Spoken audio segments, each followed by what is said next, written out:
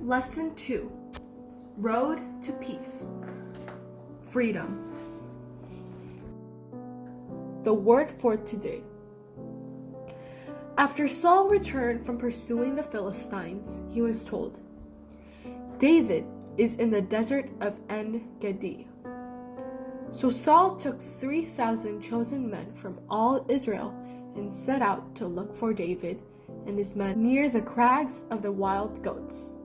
He came to the sheep pens. Along the way a cave was there, and Saul went in to relieve himself. David and his men were far back in the cave. The men said, "This is the day the Lord spoke of when he said to you, 'I will give your enemy into your hands, for you to deal with as you wish.'" Then David crept up unnoticed and cut off a corner of Saul's robe. He said to his men, "The Lord forbid that I should do such a thing to my master, the Lord's anointed, or lift my hand against him, for he is the anointed of the Lord." With these words, David rebuked his men and did not allow them to attack Saul. And Saul left the cave and went his way. 1 Samuel chapters 24, verse 1 to 7.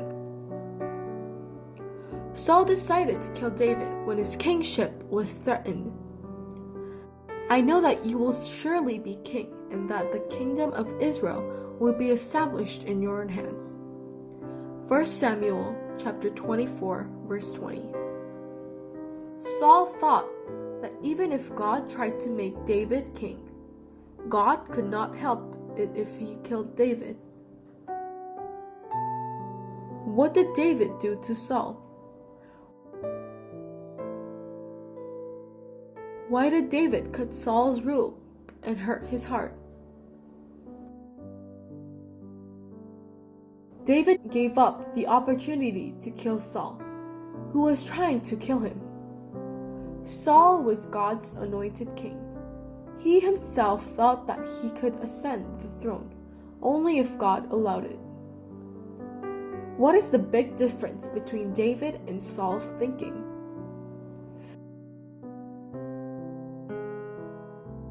Have you ever experienced victory by relying on God's sovereignty?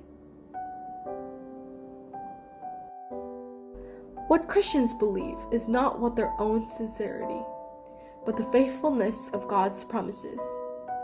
That is to become a true free man.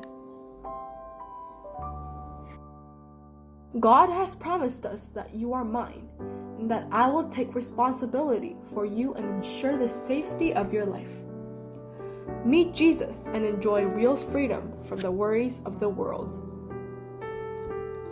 What we own does not give us true freedom. True freedom lies in fully trusting that God, our Father, takes responsibility for our lives. What's the part where you can't have peace? What do you need to do for real freedom? If you haven't trusted God, repent and pray for your concerns.